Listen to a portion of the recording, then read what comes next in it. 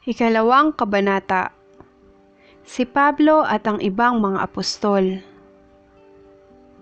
Makalipas ang 14 na taon, muli akong pumunta sa Jerusalem, nakasama sina Bernabe at Tito.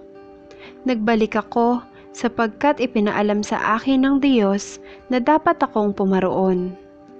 Nakipagpulong ako ng sarilinan sa mga pangunahin sa iglesia, at ipinaliwanag ko sa kanila ang mabuting balita ng kaligtasan na ipinangangaral ko sa mga hentil.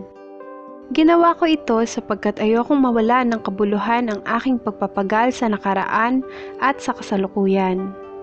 Ang kasama kong si Tito, gayong isang Griego, ay hindi napilit patuli, bagamat ibig siyang ipatuli ng ilang taong nagpanggap na mga kapatid at nakihalubilo upang tiktikan ang ating kalayaan mula kay Kristo Jesus. Kami ibig nilang ipaalipin, ngunit hindi kami napailalim sa kanilang kagustuhan kahit isang saglit, upang maingatan namin para sa inyo ang tunay na mabuting balita ng kaligtasan. Ngunit walang pinuna sa mga sinabi ko yaong mga kinikilalang pangunahin. Hindi mahalaga sa akin kung sino man sila, sapagkat walang itinatangi ang Diyos. Sa halip, kinikilala nilang ako'y hinirang ng Diyos upang mangaral ng mabuting balita ng kaligtasan sa mga hentil, tulad din ng pagkahirang kay Pedro upang mangaral ng mabuting balita ng kaligtasan sa mga Hudyo. Ang Diyos na humirang kay Pedro bilang apostol sa mga Hudyo ay siya ring humirang sa akin bilang apostol sa mga hentil. Nabatid nina Santiago, Pedro at Juan, mga kilalang haligi ng iglesia, na ang Diyos ang siyang nagbigay sa akin ng tanging kaloob na ito. Kaya't kami ni Bernabe tinanggap nila bilang mga kamanggagawa. Pinagkasundoan namin na kami sa mga hentil at sa mga Hudyo naman sila. Ang hiling lamang nila ay huwag naming pababayaan ang mga dukha na talaga namang pinagsisikapan kong gawin. Pinagsabihan ni Pablo si Pedro. Nang si Pedro ay nasa Antioquia, hayagan kong sinabi sa kanyang mali ang kanyang ginagawa, sapagkat noong hindi pa dumarating ang ilang lalaking pinaparoon ni Santiago, siya'y sumasalo sa mga hentil. Subalit nang dumating ang mga iyon, siya'y lumayo at hindi na nakisalo sa kanila dahil sa takot sa pangkat ng mga Hudyo.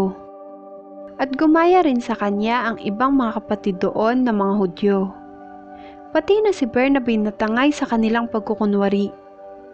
Nang makita kong hindi sila namumuhay ayon sa tunay na diwa ng mabuting balita, sinabi ko kay Pedro sa harapan nilang lahat, kung ikaw na isang Hudyo ay namumuhay na parang hentil at di bilang isang Hudyo, paano mo mapipilit ang mga hentil na mamuhay na gaya ng mga Hudyo?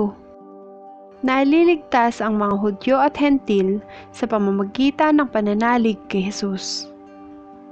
Bagamat kami ipinanganak na Hudyo at hindi makasalanang hentil, alam naming ang tao'y pinawawalang sala dahil sa pananalig kay Hesukristo at hindi dahil sa mga gawa ayon sa kautusan.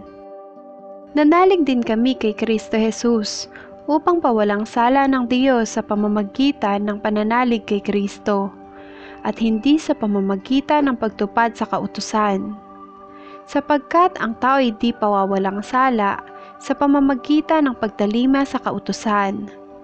Ngunit kung kaming nagsisikap na pawalang sala sa pamamagitan ng pakikipag-isa kay Kristo ay matagpo ang makasalanan tulad ng mga hentil, nangangahulugan bang tagapagtaguyod ng kasalanan si Kristo? Hindi.